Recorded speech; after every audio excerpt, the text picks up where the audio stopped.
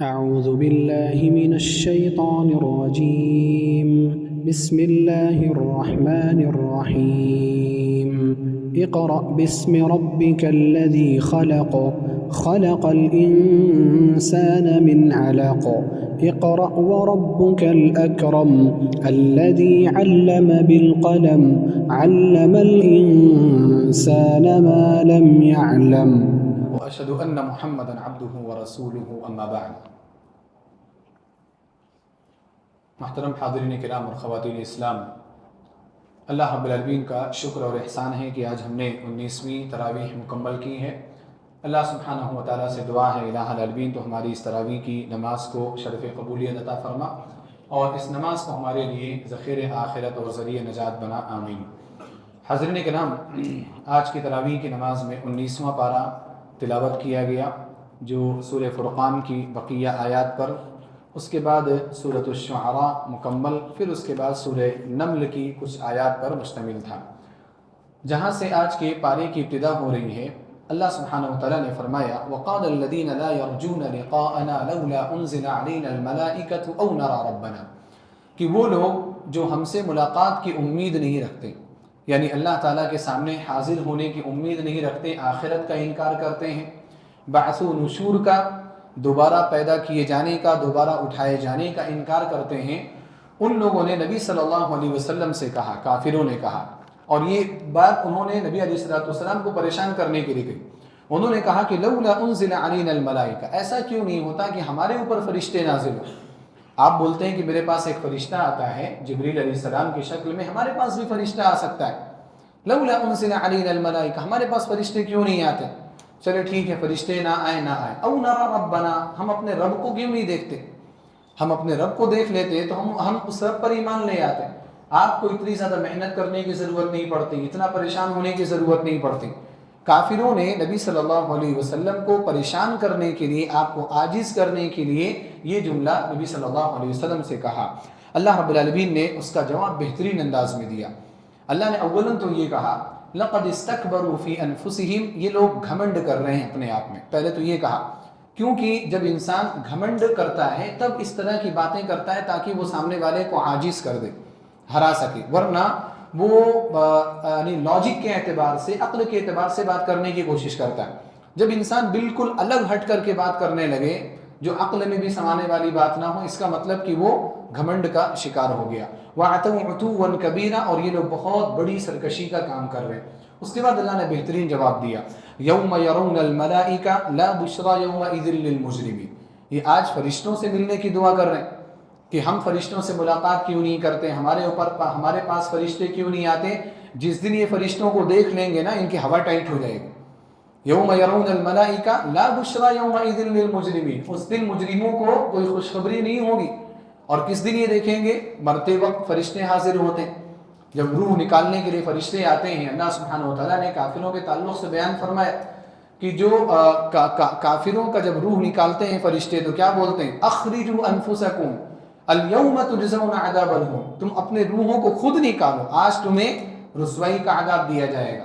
اسی طرح اللہ تعالیٰ نے فرمایا فَكَيْفَ إِذَا تَوَفَّتْهُمُ الْمَلَائِكَةُ يَضْرِبُونَ وُجُوهَهُمْ أَدْبَارَهُمْ، فرشتے جب کافروں کی روح نکالتے ہیں ان کے چہروں پر مارتے ہوئے، ان کے پیٹھے یعنی ان کے سرین پر مارتے ہوئے ان کی روح کو نکالتے ہیں۔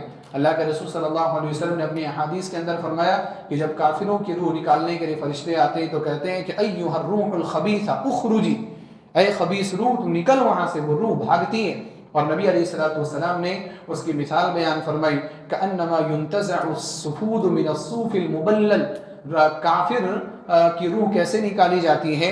جیسے بھیگا ہوا اون ہو اور بھیگے ہوئے اون میں سے سلائی کو نکالا جائے، تو جس طریقے سے سلائی کو نکالنے میں تکلیف ہوتی ہے یا سلائی آسانی سے نہیں نکلتی، کافر کو روح بھی آسانی سے نہیں نکلتی۔ تو اس لیے اللہ رب العالمین نے فرمایا یوم یرون الملائکہ لا بشرا یومئذ للمجرمین، جس دن یہ فرشتوں کو دیکھیں گے تو ان کے لیے کوئی خوشی کی بات نہیں ہوگی، ٹینشن کی بات ہوگی۔ آج ہی بول رہے ہیں کہ ہم ملتے کیوں نہیں۔ وَيَقُولُونَ حِجْرًا مَحْجُورًا، اور کہیں گے کہ ان کو دور رکھا جائے، یعنی یہ کیوں ہمارے پاس آ رہے ہیں؟ یہ کافر خود کہیں گے حِجْرًا مَحْجُورًا، ان کو منع کیا جائے، ان کو روکا جائے، ان کو پکڑا جائے، ان کو روکنے والا کوئی نہیں ہے کیا؟ کافروں کی خواہش ہوگی کہ ہمارے قریب نہ آنے پائے۔ اور بعض اہل علم نے کہا کہ وَيَقُولُونَ میں ہم کی ضمیر فرشتوں کی طرف جا رہی کہ فرشتے اس کو کہیں گے کہ حجرا محجورا، اب تمہارا جنت میں داخلہ، تمہارا کامیاب ہونا یہ ناممکن ہے، یہ ممنوع ہے۔ بہرحال اللہ سبحانہ وتعالیٰ نے بیان فرمایا کہ لوگ کبھی کبھار کچھ مطالبے ایسے کر جاتے ہیں کہ اگر ان مطالبوں کی حقیقت ان کے سامنے واضح کر دی جائے اور وہ مطالبے پورے کر دیے جائے نا، تو ان مطالبوں کو بھی وہ آبزرو کرنے کی یا ایکسیپٹ کرنے کی وہ ہمت نہیں رکھتے۔ ایسے ہی کافروں کا یہ مطالبہ تھا۔ اس کے بعد آگے چل کر کے اللہ سبحانہ وتعالیٰ نے دوستی کے تعلق سے بڑی اہم بات ذکر کی۔ اللہ نے فرمایا وَيَوْمَ يَعَضُّ الظَّالِمُ عَلَى يَدَيْهِ، اس دن یعنی کل قیامت کے دن ظالم اپنے ہاتھوں کو کاٹے گا۔ ہاتھ کو کاٹنے کا مطلب بہت غصے میں ہوگا، بہت پریشان ہوگا۔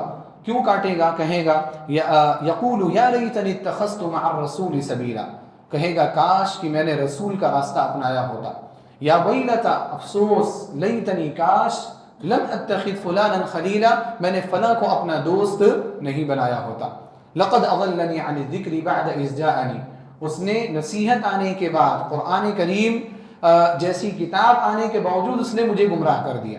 لقد اضلنی عن الذکر بعد اذ جاءنی وکان الشیطان للانسان خذولا، اور شیطان تو ہے ہی انسان کو بے یار و مددگار چھوڑ کر کے بھاگنے والا۔ اللہ سبحانہ وتعالیٰ نے ان آیات میں دوستی کی اہمیت اور دوستی کی خطرناکی دونوں کو ایک ساتھ ذکر کیا۔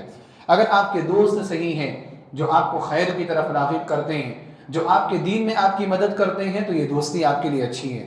لیکن اگر آپ کے دوست ایسے ہیں جو آپ کو کفر کی طرف لے کر کے جاتے ہیں یا آپ کو اللہ سبحانہ و تعالیٰ سے دور لے کر کے جانا چاہتے ہیں، تو پھر ایسے دوستوں کو چھوڑ دینا ہی آپ کے لیے بہتر ہے۔ فوراً سے پہلے ایسے دوستوں سے چھٹکارا حاصل کر لینا چاہیے، کیونکہ آج ان کی دوستی اچھی لگ رہی، ان کے ساتھ اٹھنا بیٹھنا اچھا لگ رہا ہے، ان کے ساتھ کھانا پینا اچھا لگ رہا ہے، لیکن تھوڑے دنوں کے بعد ان کی دوستی کے جو برے نتائج ہیں نا، وہ آپ کو دنیا کے اندر ہی دکھنے لگ جائیں گے۔ ہمیں افسوس ہوتا ہے نا کہ بھی پڑھنے کے دوران ہم نے فلاں کا ساتھ پکڑ لیا تھا، اگر اس کا ساتھ نہیں پکڑا ہوتا تو پھر میں کہیں اور آگے ہوتا، اور میں پڑھ لیا ہوتا، اور کورسز میں چلا گیا ہوتا۔ پڑھنے کے دوران جب طالب علم میں ہم رہتے ہیں، چاہے کوئی بھی علم ہو، چاہے دین کا علم حاصل کر رہے ہو، آپ دنیا کا علم حاصل کر رہے ہو، کچھ دوست ہوتے ہیں جو بس ایسے ہی آگے، ان کو گھر والوں نے بھیج دیا، بس سرٹیفکیٹ لینے کے لیے آگے، ڈگری لینے کے لیے آگے، ان کو علم نہیں حاصل کرنا، ان کو اپنا ذہن نہیں بنانا۔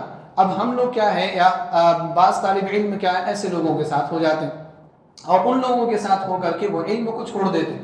پھر جیسے جیسے انسان آگے بڑھتا ہے نا اپنی زندگی میں، تب اس کو احساس ہوتا ہے کہ ہم نے اسکول میں وقت اپنا بہت ضائع کیا تھا، ہم نے مدرسے میں اپنا وقت بہت ضائع کیا تھا، دنیا میں ہی اس کو افسوس ہونا شروع ہو جاتا ہے۔ اور اگر یہ دوستی انسان کو کفر کی طرف لے کر کے چلی گئی، اگر اس دوستی کی وجہ سے انسان جہنم میں چلا گیا، تو پھر اس کا کیا خطرناک نتیجہ ہے۔ تو انسان دنیا میں بھی افسوس کرے گا، آخرت میں بھی افسوس کرے گا۔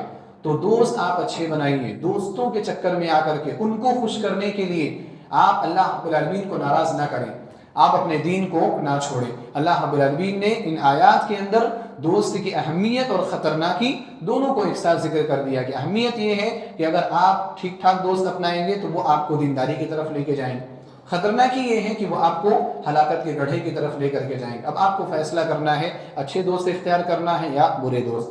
اس کے بعد اللہ رب العالمین نے فرمایا وقال الرسول یا رب ان قوم اتخذوا هذا القرآن مهجورا، سورہ فرقان میں اللہ نے فرمایا، سورہ فرقان آیت نمبر 30 میں، کہ رسول کل قیامت کے دن کہیں گے کہ اے میرے رب، میری قوم نے اس قرآن کریم کو چھوڑ دیا تھا۔ یہ دراصل اللہ سبحانہ و تعالیٰ کے سامنے کافروں کی شکایت ہوگی، لیکن کافروں کے ساتھ ساتھ ان تمام لوگوں کی یہ شکایت ہے جو لوگ قرآن کریم کو چھوڑ کر کے زندگی گزار رہے ہوتے ہیں۔ اور شکایت کرنے والا کون ہے؟ رسول صلی اللہ علیہ وسلم، ہمارے نبی صلی اللہ علیہ وسلم۔ اور شکایت کس کی جا رہی ہے؟ قوم کی جا رہی، امت محمدیہ کی شکایت کی جا رہی۔ آپ ذرا نبی صلی اللہ علیہ وسلم کی صفات پر ذرا غور کریں۔ آپ صلی اللہ علیہ وسلم کتنے مہربان تھے، کتنے نرم دل تھے، اپنی امت کے لیے کتنے تڑپنے والے تھے۔ آپ اگر اندازہ لگانا چاہتے ہیں، آج ہی کی تراویح کی نماز میں پڑھی گئی آیت سورہ شعراء کی آیت نمبر 3 ہے۔ اللہ تعالیٰ نے فرمایا لَعَلَّكَ بَاخِعٌ نَفْسَكَ أَلَّا يَكُونُوا مُؤْمِنِينَ۔ نبی صلی اللہ علیہ وسلم کا معاملہ یہ تھا کہ آپ اتنے پریشان ہو جاتے تھے اگر کوئی ایمان قبول نہیں کرتا تھا، کہ اللہ تعالیٰ نے کہا کہ اگر یہ ایمان نہیں لائیں گے تو کیا آپ اپنے آپ کو ہلاک کر دیں گے؟ کہ آپ اپنے آپ کو اتنا پریشان ہونے کی کیا ضرورت ہے اگر یہ لوگ ایمان نہیں لا رہے؟ اللہ رب العالمین نے آپ کی تسلی کے لیے کہا إِن نَشَأْ نُنَزِّلْ عَلَيْهِم مِّنَ السَّمَاءِ آیَةً، اگر ہم چاہتے نا تو ہم آسمان سے ان کے اوپر ان کے سامنے واضح کوئی نشانی نازل کر دیتے، لَظَلَّتْ أَعْنَاقُهُمْ لَهَا خَاضِعِينَ، کہ ان کی گردنیں جھکی کی جھکی رہ جاتی اور مانے بغیر چارہ بھی نہیں ہوتا۔ اگر اللہ رب العالمین چاہے ہم سب کے دلوں میں ایمان پیدا کرنا، یا ہم سب کو اللہ رب العالمین مجبوراً ایمان قبول کروانا چاہے، اللہ تعالیٰ ایک سیکنڈ میں کچھ بھی دکھا سکتا ہے کہ ہم ماننے کے لیے مجبور ہو جائیں گے، لیکن اللہ تعالیٰ نے دنیا ایسے نہیں بنائی۔ اللہ رب العالمین نے ایمان کا جو معاملہ ہے نا وہ آپشنل رکھا ہے، اختیاری رکھا ہے کہ آپ اس کو چنو۔ آپ اللہ تعالیٰ نے آپ کو مجبور نہیں کیا اس کی طرف جانے کے لیے، تو یہ اللہ تعالیٰ کے قانون کے خلاف ہے۔ اس لیے جو شخص مومن ہوتا ہے، جو شخص کافر ہوتا ہے وہ کافر ہوتا ہے۔ آپ دعوت کا کام کریں، آپ صحیح راستے کے مطابق صحیح طریقے سے آپ اللہ سبحانہ وتعالیٰ کی توحید کی دعوت لوگوں تک پہنچا دیں۔ اس کے بعد اگر وہ صحیح راستے کی طرف نہیں آتا تو اس کو لے کر کے آپ ڈپریشن کے شکار نہ ہو جائیں، آپ پریشان نہ ہو۔ یہی اللہ رب العالمین نے نبی علیہ الصلوۃ والسلام کے بارے میں کہا۔ تو اب آپ اس سے اندازہ لگائیں کہ نبی علیہ الصلوۃ والسلام اتنے زیادہ رحم دل تھے۔ اب آپ علیہ الصلوۃ والسلام کیوں شکایت کریں گے اللہ رب العالمین کے سامنے؟ آپ تو چاہتے ہیں کہ امت کے ہر شخص کو معاف کر دیا جائے، ہر شخص کو جنت میں داخل کر دیا جائے، لیکن شکایت ضرور ہوگی کیونکہ اللہ رب العالمین نے کہا۔ اور واقعی یہ بہت خطرناک چیز ہے کہ جو کتاب ہدایت کی اور سعادت کی کتاب آئی ہے لوگوں کے لیے، اس کتاب کو چھوڑ کر کے لوگ دوسری چیزوں کی طرف جائیں گے تو نبی علیہ الصلوۃ والسلام کو تکلیف نہیں ہوگی تو کیا ہو؟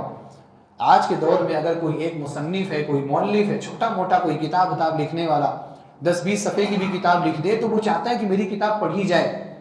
اگر کوئی شخص جان بوجھ کر کے اس کی کتاب کو نہیں پڑھتا، حالانکہ اس کو پڑھنا چاہیے، اس کی نظر میں، مؤلف کی نظر میں اسے پڑھنا چاہیے جس کو اس نے کتاب دی ہے، اگر نہیں پڑھتا تو مؤلف کو تکلیف ہوتی ہے۔ تو یہ کتاب تو اللہ سبحانہ و تعالیٰ کی جانب سے ہمارے فائدے کے لیے آئی ہوئی کتاب ہے، تو اگر ہم اس کتاب کو نہ پڑھیں جس میں ہمارا خود کا فائدہ ہے تو نبی علیہ الصلوۃ والسلام کو واقعی تکلیف ہونے والی۔ اس وجہ سے آپ علیہ الصلوۃ والسلام شکایت کریں گے کہ اے اللہ، اے میرے رب، میری قوم نے قرآن کریم کو چھوڑ دیا تھا۔ اور علامہ ابن قیم الجوزیہ رحمہ اللہ نے اپنی کتاب بدائع الفوائد میں 5 صورتیں ذکر کی ہیں قرآن کریم کو چھوڑے جانے کی، یعنی کیسے لوگوں نے قرآن کریم کو چھوڑ دیا ہے۔ آپ نے یہ ذکر کیا کہ قرآن کریم کی تلاوت کو چھوڑ دیا گیا، حجر التلاوہ، قرآن کریم کی تلاوت کو چھوڑ دیا گیا، حالانکہ قرآن کریم کی تلاوت مطلوب ہے۔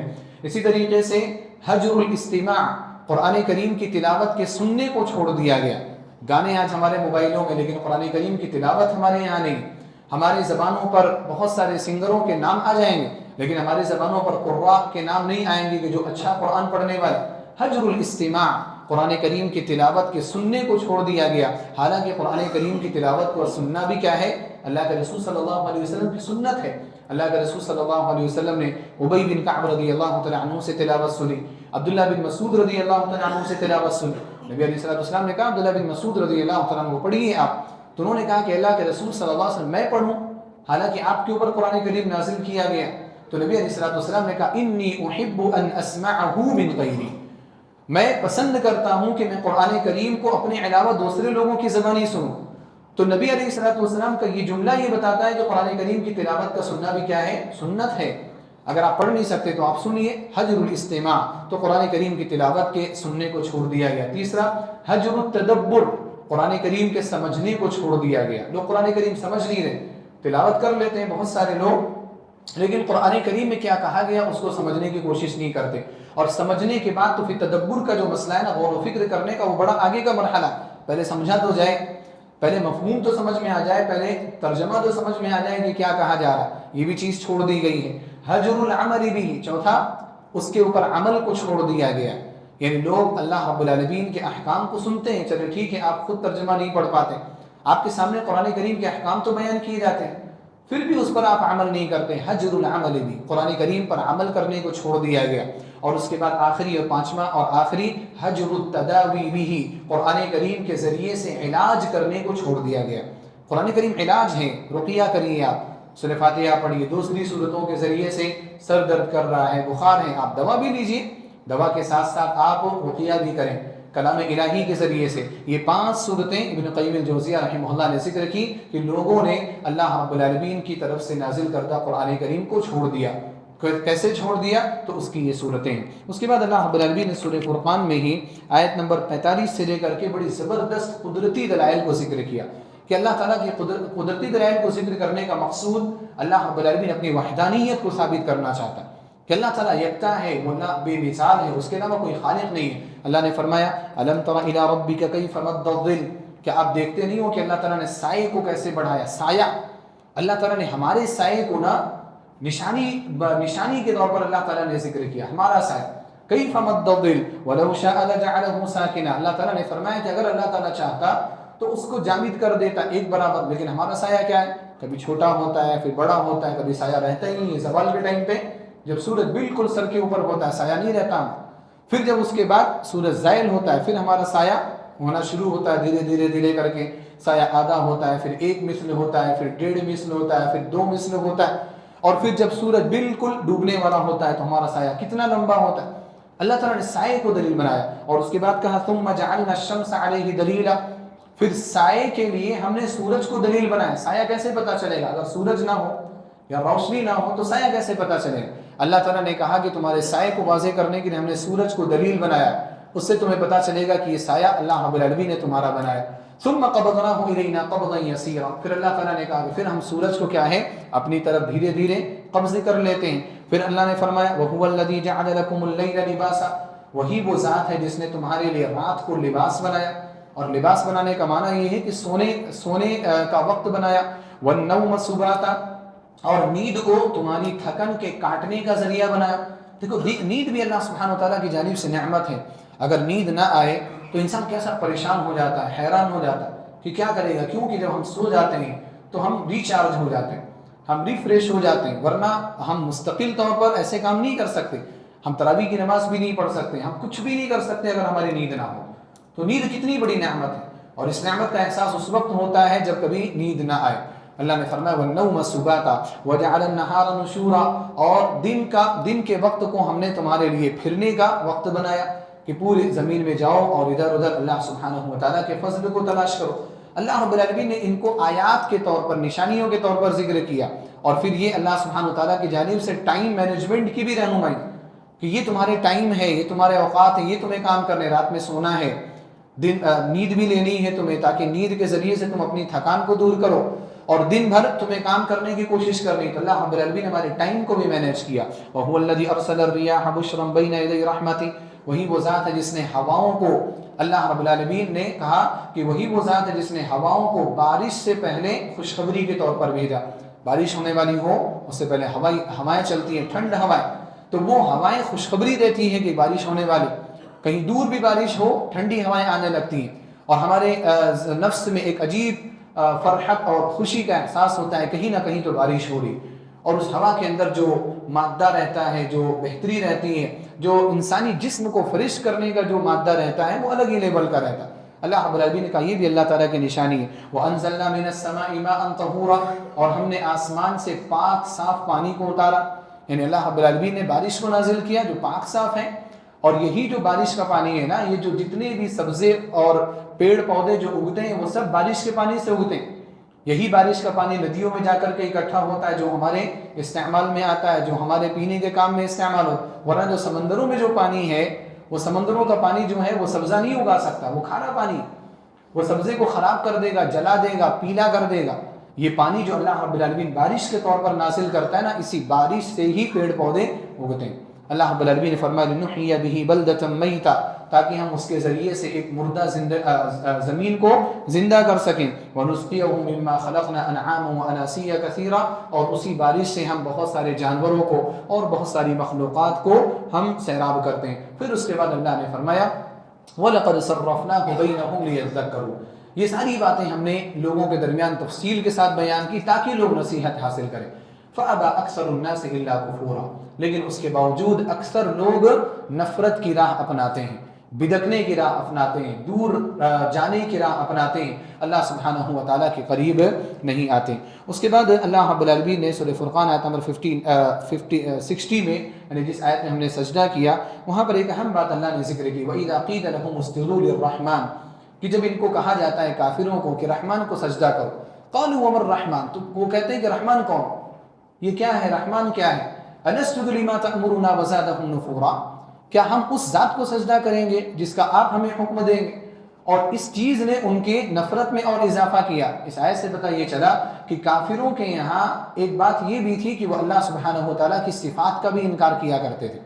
یہ صفت اللہ رب العالمین کی رحمان، اور اللہ سبحانہ و تعالیٰ نے ان کے اس انکار کو کفر سے تعبیر کیا ہے قرآن کریم میں دیگر مقامات، اور اس سے اہل علم نے استدلال کیا کہ اللہ رب العالمین کی جتنی بھی صفات ہیں تمام صفات پر ایمان لانا ضروری ہے۔ اگر کوئی شخص کسی بھی صفت کا انکار کر دیتا ہے کہ یہ کیسے ہو سکتا ہے تو وہ کافر ہے۔ اب کچھ یہ صفتیں تو رحمان رحیم کی صفتیں اپنے یہاں کے لوگ تو مان لیتے ہیں، لیکن ہمارے یہاں درمیان بھی کچھ ایسے لوگ ہیں جیسے اللہ سبحانہ و تعالیٰ کا چہرہ، یہ بھی اللہ تعالیٰ کی صفت ہے، اللہ رب العالمین کا چہرہ ہے، اللہ تعالیٰ کے 2 ہاتھ ہیں، اللہ تعالیٰ کا پیر بھی ہے، اللہ تعالیٰ ناراض بھی ہوتا ہے، اللہ تعالیٰ ہنستا بھی ہے، اس طرح کی صفات کا انکار کر جاتا ہے۔ اللہ رب العالمین نزول کرتا ہے، آسمان دنیا پر اللہ تعالیٰ نازل ہوتا ہے، اترتا ہے، کیسے اترتا ہے ہمیں نہیں معلوم، اللہ تعالیٰ کا چہرہ کیسا ہے ہمیں نہیں معلوم، لیکن اللہ تعالیٰ کا چہرہ ہے، اللہ تعالیٰ نے بتا دیا، یہ ہمارا طریقہ ہے، یہ اہل سنہ والجماعہ کا منہج ہے، یہ سلف کا منہج ہے کہ اللہ رب العالمین نے یا نبی علیہ الصلوۃ والسلام نے کوئی بھی صفت اگر اللہ تعالیٰ کی بتا دی کہ یہ اللہ تعالیٰ کی صفت ہے، اس کو ماننا ضروری ہے۔ ہاں اس کی کیفیت کو آپ اللہ تعالیٰ کے سپرد کریے کہ کیسے اترتا ہے ہمیں نہیں معلوم، عرش خالی ہوتا ہے نہیں ہوتا ہمیں نہیں معلوم، اللہ تعالیٰ ہنستا ہے تو کیسے ہنستا ہے ہمیں نہیں معلوم، اللہ تعالیٰ کا چہرہ ہے تو کیسا ہے ہمیں نہیں معلوم، لیکن اللہ تعالیٰ کا چہرہ ہے۔ یہ سب اللہ تعالیٰ کے یہاں چیزیں ہیں، یہ منہج سلف ہے، اور یہی عقیدہ سلف ہے جو ہمیں ملا ہے وراثتاً، یہ بعد میں چل کر کے لوگوں نے الگ الگ باتیں پیدا کرنے کی کوشش کی۔ تو اس آیت سے ہی پتہ چلا کہ کسی بھی صفت کا انکار کرنا یہ کفر ہے۔ پھر آگے اللہ سبحانہ و تعالیٰ نے آیت نمبر 63 سے 77 تک عباد الرحمن کی صفات کا ذکر کیا، رحمان کے بندوں کا، کہ رحمان کے بندے ہوتے کیسے ہیں۔ اللہ رب العالمین نے یہ کہا کہ رحمان کے بندے وہ ہیں جو زمین میں اکڑ کر کے نہیں چلتے، سکون سے چلتے ہیں، تواضع کی راہ اپناتے ہیں، جاہلوں سے ملاقات ہو جائے تو سلام کر کے گزر جاتے ہیں، جاہلوں کے منہ نہیں لگتے، رات بھر سجدے کرتے ہوئے قیام کرتے ہوئے گزارتے ہیں، اللہ رب العالمین سے دعا کرتے رہتے ہیں کہ اے اللہ جہنم کے عذاب کو ہم سے دور کر، کیونکہ اس کا عذاب بڑی سخت چیز ہے۔ وہ لوگ ایسے ہوتے ہیں کہ وہ خرچ کرتے ہیں تو نہ تو فضول خرچی کرتے ہیں اور نہ ہی بخیلی اور کنجوسی کرتے ہیں، بلکہ درمیانی راہ اختیار کرتے ہیں۔ وہ لوگ ایسے ہیں جو اللہ رب العالمین کے علاوہ کسی بھی معبود کو نہیں پکارتے، وہ کسی کا مرڈر نہیں کرتے، کسی کا قتل نہیں کرتے، وہ زنا نہیں کرتے، وہ لغو و مجالس میں شریک نہیں ہوتے۔ اللہ رب العالمین کی جب باتیں ان کو سنائی جائے تو اندھے اور گونگے اور بہرے نہیں بن جاتے، بلکہ ان باتوں کو سن کر کے سمجھنے کی کوشش کرتے ہیں اور قبول کرنے کی کوشش کرتے ہیں، جو ہمیشہ اپنی بیویوں کے لیے اور اپنی ذریت کے لیے دعا کرتے ہیں کہ اے اللہ تو ان کے ذریعے سے ہماری آنکھوں کو ٹھنڈک نصیب فرما۔ جو لوگ یہ دعا کرتے ہیں کہ اے اللہ تو ہمیں متقیوں کا امام بنا۔ تو اللہ سبحانہ و تعالیٰ نے تقریباً 21 صفات ذکر کی ہیں جو میں نے آپ کو اختصار کے ساتھ بیان کی۔ اللہ رب العالمین نے ان صفات کے حاملین اور محرمات سے اجتناب کرنے والوں کو بہت بڑے اجر کی خوشخبری یہاں پر سنائی۔ اللہ نے فرمایا کہ الا من تاب، جو لوگ توبہ کر لیتے ہیں، وآمن، ایمان لے آتے ہیں، وعمل صالحا، اور نیک عمل کرتے ہیں، فاولئک یبدل اللہ سیئاتہم حسنات، اللہ تعالیٰ ان کی برائیوں کو حسنات میں تبدیل کر دیتا ہے۔ اس کے 2 مفہوم مفسرین نے ذکر کیے۔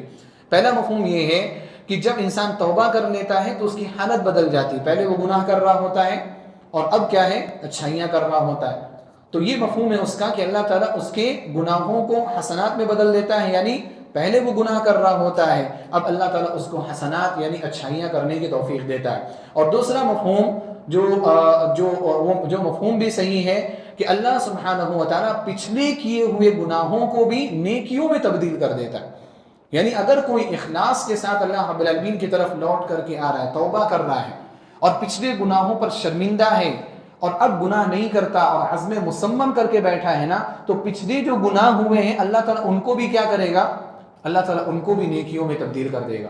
اور اس کی تائید احادیث سے بھی ہوتی ہے۔ اللہ کے رسول صلی اللہ علیہ وسلم نے اس شخص کے بارے میں کہا کہ جس شخص کو سب سے آخر میں جنت میں داخل کیا جائے گا، اس شخص کو اللہ سبحانہ و تعالیٰ کے سامنے حاضر کیا جائے گا، اللہ رب العالمین فرشتوں سے کہے گا کہ اس کے صرف صغیرہ گناہ پیش کرو، کبیرہ گناہ بھی نہیں پیش کرنے کا حکم دیا جائے، اس کے صغیرہ گناہ اس کے سامنے پیش کرو کہ اس نے کیا تھا یا نہیں کیا تھا۔ اب اس کا نامہ اعمال کھولا جائے گا اور ایک ایک گناہ اس کے سامنے پیش کیا جائے گا کہ یہ تم نے کیا تھا، ہاں کیا تھا، کیا تھا، کیا تھا، سارے گناہوں کا وہ اقرار کر لے گا، مومن بندہ ہوگا، جھوٹا نہیں ہوگا، سارے گناہوں کا وہ اقرار کر لے گا۔ اللہ سبحانہ و تعالیٰ تمام گناہوں کے اقرار کرانے کے بعد اس کو خوشخبری دے گا کہ میں تمہارے ان تمام گناہوں کو نیکیوں میں تبدیل کر رہا ہوں، یعنی یہ سارے گناہ کس میں تبدیل ہو جا رہے ہیں، نیکیوں میں تبدیل ہو جاتے. اس سے یہ پتا چلا کہ انسان کے گناہ بھی نیکیوں میں تبدیل ہو سکتے ہیں، لیکن شرط کیا ہے؟ توبہ، اخلاص. صرف جھوٹی امید نہیں. ہمارے یہاں کے لوگ جھوٹی امیدیں لگا کر کے بیٹھے ہو. اللہ غفور الرحیم ہے، اللہ غفور الرحیم ہے. ٹھیک ہے بھئی، اللہ غفور الرحیم ہے، لیکن کس کے لیے؟ وَإِنِّي لَغَفَّارٌ لِمَنْ تَابَ. اللہ تعالیٰ نے سورۃ طٰہٰ میں کہا کہ میں غفار ہوں، لیکن کس کے لیے؟ لمن تاب، جو توبہ کرے، وآمن، ایمان لے کر کے آئے، وعمل صالحا، اور نیک عمل کرنے لگ جائے، ثم اہتدى، پھر ہدایت کی راہ پر چل پڑے نا، ایسے شخص کے لیے میں کیا ہوں؟ غفور الرحیم. ایسے شخص کے لیے غفار. جو جھوٹی امیدیں لگا کر کے بیٹھا ہے، نمازوں کے لیے بھی نہیں آ رہا ہے، ایسے شخص کے لیے اللہ سبحانہ وتعالیٰ غفار نہیں ہے، بلکہ اللہ رب العالمین ایسے لوگوں کے لیے شدید العقاب ہے. اس کے بعد سورۃ الشعراء آپ کے سامنے تلاوت کی. یہ شعراء، یہ شاعر کی جمع ہے. دو صورتیں ہیں، لوگ کنفیوز ہوتے ہیں. ایک سورۃ الشورى ہے جو 25ویں پارے میں ہے، اور یہ سورۃ الشعراء ہے. شورا جو 25ویں پارے میں، اس کا معنی ہوتا ہے مشورہ، مشورہ کرنا. اس میں ذکر کیا گیا مومنوں کی صفت کے طور پر کہ وَأَمْرُهُمْ شُورَىٰ بَيْنَهُمْ، کہ وہ لوگ مشورہ کرتے ہیں. اور یہ سورۃ الشعراء ہے. شعراء شاعر کی جمع ہے، شاعر کی جمع شعراء. تو یہاں پر اس صورت میں شاعروں کے بارے میں ذکر کیا گیا ہے کہ شاعروں کے پیچھے گمراہ قسم کے لوگ ہوتے ہیں. اس صورت میں اللہ سبحانہ وتعالیٰ نے انبیاء کرام کا تذکرہ کیا، ان کے اقوام کا تذکرہ کیا، اقوام کے سامنے دعوت کے پیش کرنے کا تذکرہ کیا. اور تقریباً کامن چیز آئی تمام انبیاء کرام کے بارے میں کہ تمام انبیاء کرام کو امین کہا گیا، امانت دار. اس سے پتہ یہ چلا کہ رسول امانت دار ہوتا ہے، انہیں وہ کبھی بھی خیانت نہیں کرتا، اور اسی وجہ سے تو اللہ رب العالمین ان کو یہ بڑی ذمہ داری دیتا ہے. اس کے بعد سورۃ النمل تلاوت کی گئی. نمل کا معنی ہوتا ہے چیونٹی، نمل کا معنی چیونٹی ہوتا ہے. اس میں حضرت داؤد علیہ السلام، حضرت سلیمان علیہ السلام کا واقعہ ذکر کیا گیا. اور حضرت داؤد علیہ السلام کی اور سلیمان علیہ السلام کی بادشاہت آپ کو معلوم ہے، خاص طور پر ان کے بیٹے یعنی حضرت سلیمان علیہ السلام کی بادشاہت تو بڑی عجیب و غریب تھی. حضرت سلیمان علیہ السلام کو اللہ رب العالمین نے جانوروں کی بھی آواز کو سننے اور سمجھنے کی قوت عطا کی تھی. وہ چیونٹیاں، جو چیونٹی جو نام پڑا اس سورت کا، وہ کیوں پڑا؟ حضرت سلیمان علیہ السلام اپنے لشکر کے ساتھ گزر رہے تھے، تو ایک چیونٹی نے اپنے تمام قبیلے اور کنبے والوں کو کہا کہ تم لوگ جلدی سے اپنے سوراخ میں داخل ہو جاؤ.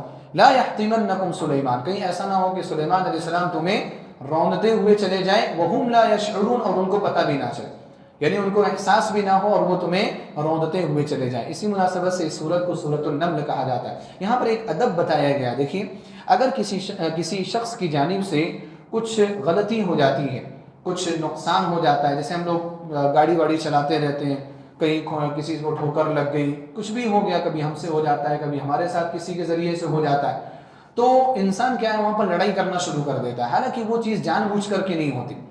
چیونٹیوں نے یہی کہا کہ لا یحطمنکم سلیمان وجنود وہم لا یشعرون، اے چیونٹیوں جلدی جلدی تم داخل ہو جاؤ، کہیں ایسا نہ ہو کہ سلیمان علیہ السلام اور ان کا لشکر تمہیں روند کر کے چلا جائے اور ان کو احساس بھی نہ ہو. تو یہ چیونٹیوں کا ادب ہے کہ لوگ کبھی کبھار احساس بھی نہیں ہوتا اور انسان سے کچھ چوک ہو جاتی، تو دیکھنا چاہیے کہ اس نے جان بوجھ کر کے یہ کام کیا ہے یا انجانے میں کیا. انجانے میں کیا ہے تو اس کو اتنا زیادہ بڑھا چڑھا کر کے دکھانے کی ضرورت نہیں، اس کو نرمی سے اور آسانی سے حل کر لیا جائے تو حل کر لیا جائے.